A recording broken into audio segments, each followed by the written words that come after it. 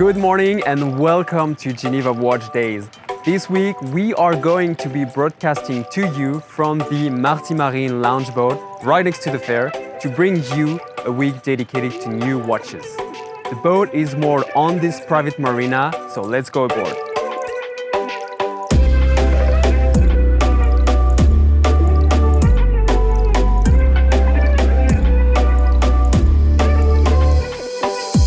For today's program, Stéphane Vazer from Maurice Lacroix will be taking the Worldtempus taxi. Amr Alotarishan from Reuge will be presenting one of his latest musical creations. Our colleague from GMT magazine, Marie de Pimodan, will be on the streets of Geneva asking people fun questions. Our editor-in-chief, Suzanne Wong, will be chatting with Xavier de Roquemorel from Czapek, and we will be chatting with Antoine Pin from Bulgari, who is going to tell us everything about the novelties of the brand.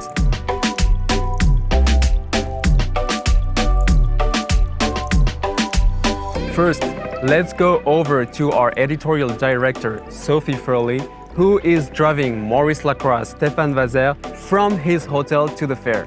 It is a short drive, but there are some hot topics up for discussion en route.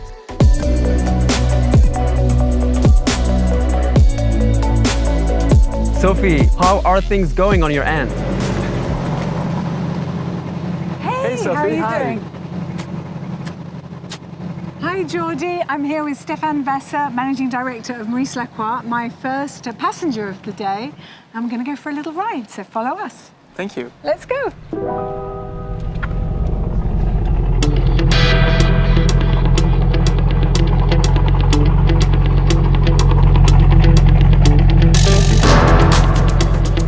Very nice.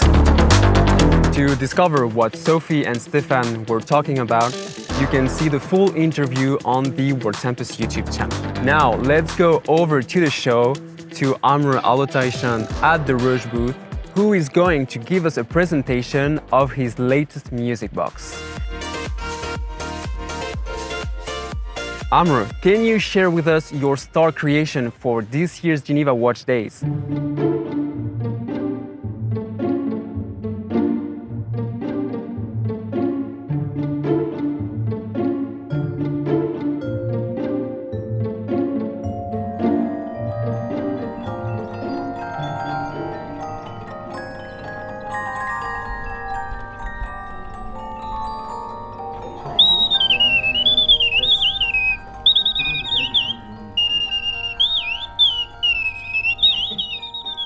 Hi everyone, I'm here at the booth of Reuge with Amr Alotarishan, the young and dynamic CEO of the brand, and he's going to give us his must catch, you can't miss this creation, the star highlights of Geneva Watch Days for Reuge. Amr, what do we have here? Suzanne, thank you very much. It's always a pleasure to have you. We're quite excited about this piece. So this piece is a tribute to the Formula One, and we've selected 5 emblematic cars that represent and correspond to an important time of Formula One, every generation from the 50s up until the 80s, which I'm very happy and excited for people to come and discover. I understand. You hinted to me just now that there's a physical and a digital side to this creation. There is, so there's a hidden QR code somewhere in the piece, and there's also a full digital platform where you can go and discover more about the piece. And then also we have the mechanism itself comes with a random mechanical generator, which is developed in-house. Honestly, is something really, really special because as we all know, a truly random kind of action or function is really, really hard to achieve in mechanical watchmaking. Let's get Amr to give us a little taste of the action, what we can expect. Let's do it.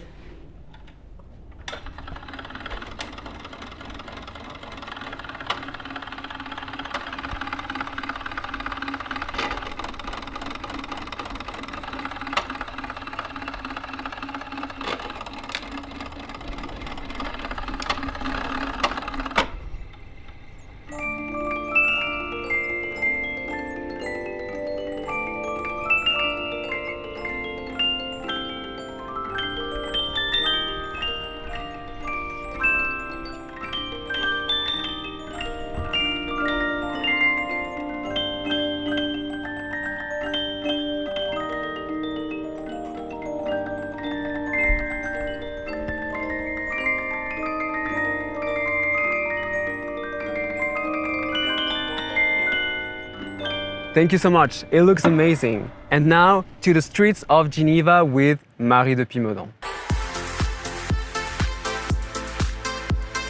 Hello Marie, what are you up to downtown?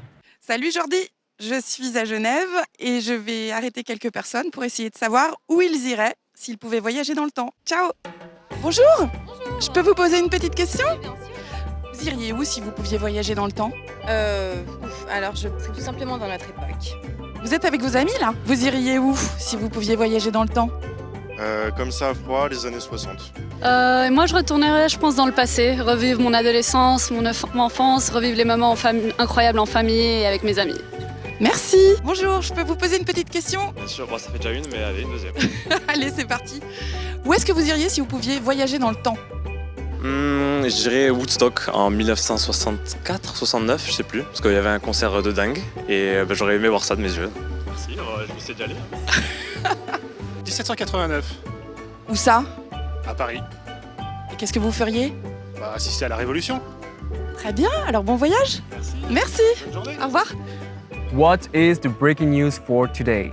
Let's go over to Suzanne Wong, who is at Czapek with Xavier de Roquemorel and a brand new Quai des Bergues edition.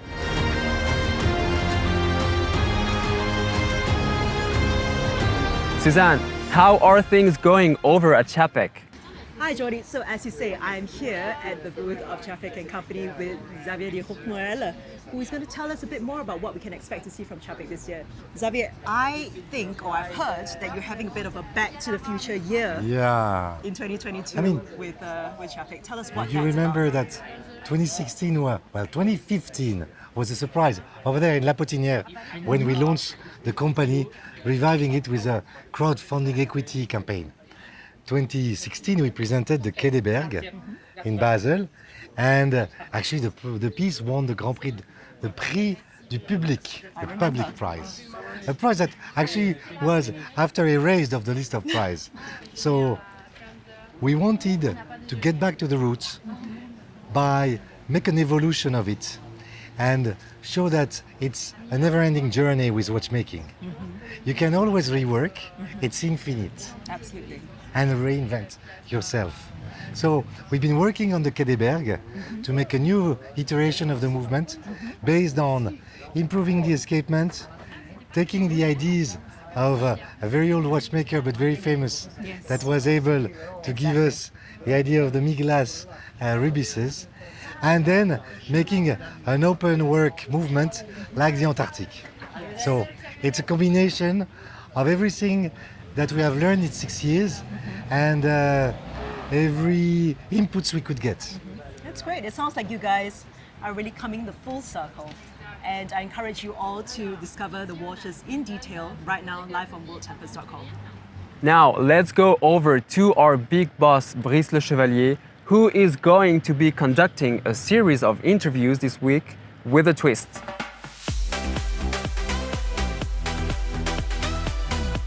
Brice?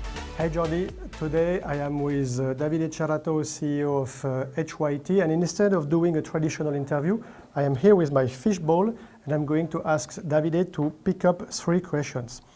Davide, why don't you start with a red one? Red one, the dangerous one. What inspired you to take part in the Geneva Watch Days? It's a fantastic event, first, that gathers together all the independents and watch brands, and second, we have fantastic 3 novelties, 3 drops that we are presenting here. So for us, it's a fantastic opportunity to fulfill the second part of the year. Thank you very much. Now, would you go for an orange one, please? An orange one, the Dutch one. Here we are. What would people be most surprised to learn about your brand? Mechafluidic technology, high-end mechanical movement, operating a fluidic indicator to have an hybrid display of time. Congratulations. And last question, we go for the green one. Last but not the least, tack. If you could have a superhero power, what would you like to be able to do? Flying, absolutely. I wish I could do the same. Thank you very much, Davide. Thank you, Brice. Take care. Jordy, back to you. Let's join Sophie, who is at Phillips, where she is discovering some of the timepieces that will be available in their autumn auction.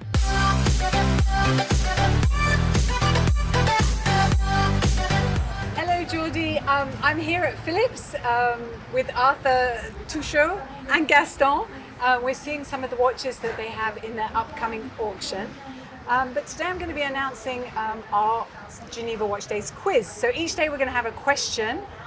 So write them down and you can win some wonderful prizes like this Millennium watch book.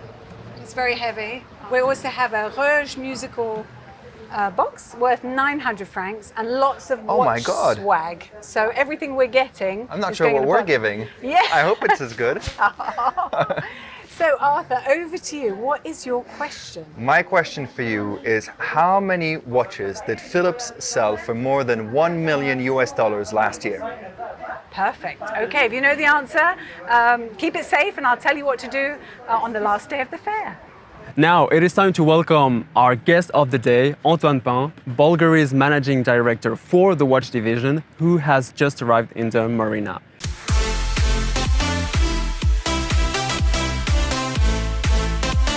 Hello Antoine, how are you doing? Very well, how are you? I'm fine, thank you. It's sunny, so couldn't be amazing. Perfect. So, can you talk us through some of the new timepieces you are presenting this week? Absolutely. We've had a very, very busy first part of the year with exceptional masterpieces, be it from a watchmaking perspective with our Serpenti Vintage and the Piccolissimo caliber, obviously the Octo Finissimo Ultra, but also on the high jewelry segment with our Eden collection. This time we are coming with some precious models. We continue to explore the world of Finissimo with a new caliber on Octo, a new skeleton, our new BVL 199 caliber, which is an 8-day power reserve skeleton movement.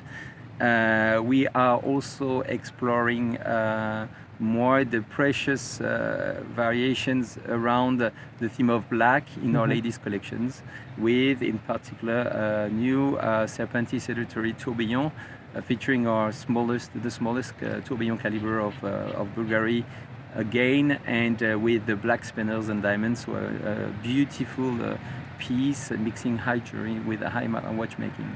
And are you seeing any particular trends at the moment? Well, at the moment it's quite bizarre in the sense that on one hand we see exceptional Swiss exports. Month after month we are beating records, and it's true that the mood is extremely positive about us, and this of course compares with the global more cloudy economic environment. So we get some kind of contradictory trends, and of course it makes us first cautious in terms of looking at what's next to come, but probably even more adamant to bringing excitement to the world of watchmaking, and so and expose more than ever our capacity to be creative and technically innovative. And what are you most looking forward to for the rest of the year? Let's say some kind of economic stabilization. That would help us definitely. We need people to feel at ease, not scared about the future. We need people to be conscious about, more than ever conscious about our environment, what's surrounding us, and therefore let's say making sure that globally the world is getting together to address the true challenges of these times, rather than facing some complicated conflicts that clearly impact the global economy. And I would say that the Geneva Watch Days, for what it stands, is a good example of how we can work together to expose the best of the industry, rather than being systematically fighting with each other. And obviously I don't expect it to be an example for the rest of the world, but I wish we could see more of those initiatives that they basically concentrate on exposing the best of what the world can bring. Thank you so much for your time, Antoine. You're welcome. And have a great Geneva Watch Day. You too.